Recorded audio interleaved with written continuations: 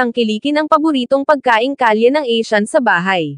Ang adobong paa ng manok o chicken feet adobo na ito ay naglalaman ng kamangha-manghang texture at komplikadong lasa.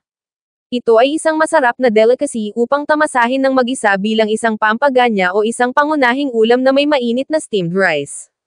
Ngunit maniwala ka sa akin, kapag nalampasan mo ang cringe factor, sasang-ayon ka na marahil sila ang pinakamagandang bahagi ng manok. Inihanda at niluto ng tama. Ang mga paa ng manok ay ang pinakamasarap na subo na lumakad, pun intended, sa lupa. Paghahanda ng mga paa ng manok.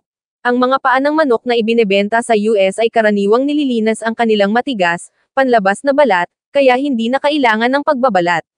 Gayunpaman, siguraduhing sundin ang paghahanda sa ibaba upang mapabuti ang karanasan sa kainan. Gamit ang isang matalim na kutsilyo o gunting sa kusina, gupitin ang mga kuko at itapon. Suriin ang malambot na pad ng mga paa at putulin ang anumang madilim, kalusong lugar gamit ang kutsilyo. Kuskusin ng mabuti ng rock salt at banlawan ng mabuti. Ang mga paa ay maaaring ihanda ng maaga at mananatili ng maayos sa freezer hanggang 6 na buwan. Itago sa lalagyan na hindi tinatagusan ng hangin o resealable bag.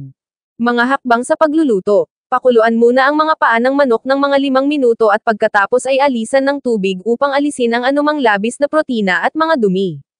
Pakuluan ang suka, toyo, at mga aromatic hanggang lumambot ang lasa.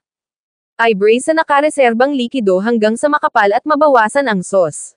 Magdagdag ng chili garlic sauce para sa isang pahiwatig ng pampalasa. Mga sangkap, 3 libra paa ng manok. Asin, 2 tasang tubig. 1 tasang suka, kalahati tasang toyo, 1 ulo ay binalatan at tinadtad. 1 malaking sibuyas, binalatan at hiniwa. 2 dahon ng bay. Kalahati kutsarita peppercorns, basag. 1 cups arang canola oil. 1 kutsarita ng chili garlic sauce. Mga tagubilin. Gupitin ang mga paa ng manok ng mga kuko at anumang madilim, kalusong lugar.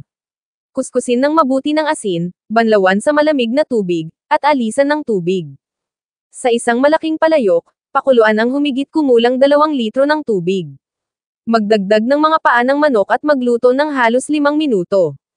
Alisan ng mabuti, itapon ang likido. Sa isang palayok, pagsamahin ang mga paa ng manok, 2 tasa, tubig, suka, toyo, bawang, sibuyas, paminta, at dahon ng bay. Pakuluan, walang takip at walang paghalo, ng mga 3 hanggang 5 minuto. Ibaba ang init, takpan, at ipagpatuloy ang pagluluto hanggang sa magsimulang masira ang balat ng paa at mabawasan ang likido. Alisin mula sa init at alisan ng tubig, magreserba ng likido. Sa isang malawak na kawali sa katamtamang init, init ng mantika.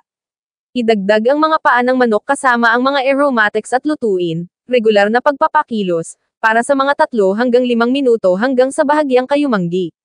Magdagdag ng nakareserbang likido at pakuluan. Ibaba ang init, takpan, at kumulo hanggang malambot, magsisimulang matuklap ang balat mula sa mga buto, at mababawasan ang salsa. Lagyan ng chili garlic sauce at timplahan ng asin ayon sa panlasa. Ihain ng mainit.